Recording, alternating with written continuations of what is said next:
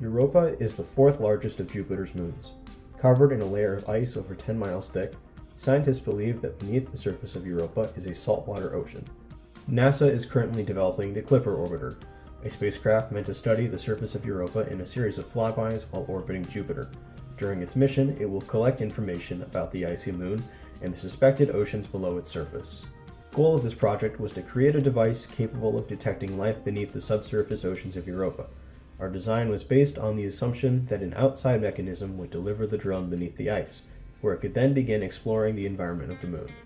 Our team needed to work with materials available to us and within the budget constraints given to us by RT Space Exploration. As a result, our drone design satisfies the requirements put forth, but would not survive on Europa due to the quality of construction materials and inability to withstand an extreme environment. Additionally, we needed to narrow the scope of our project from moving to the ocean from the surface to collect data, to just collecting data and navigating within the ocean.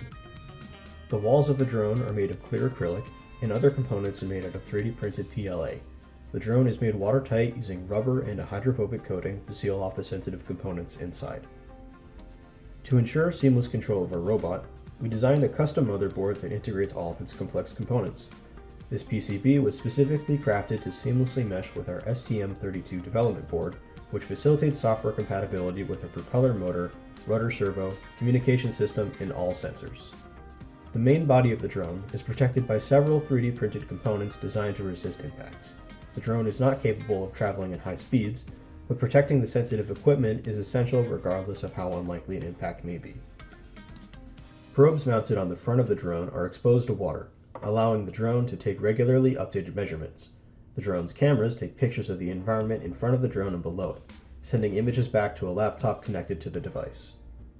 Our drone design is capable of collecting dissolved oxygen, salinity, pH, temperature, and visual data. For this design, we used pH, salinity, and dissolved oxygen probes from Vernier since they were capable of meeting the measurement criteria we had established and fell within our budget limitations.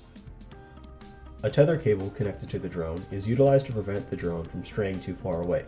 It also enables the exchange of data to and from the device. Our drone is controlled through the use of a base station laptop. Inputs are sent from the laptop to the drone, which then carries out commands.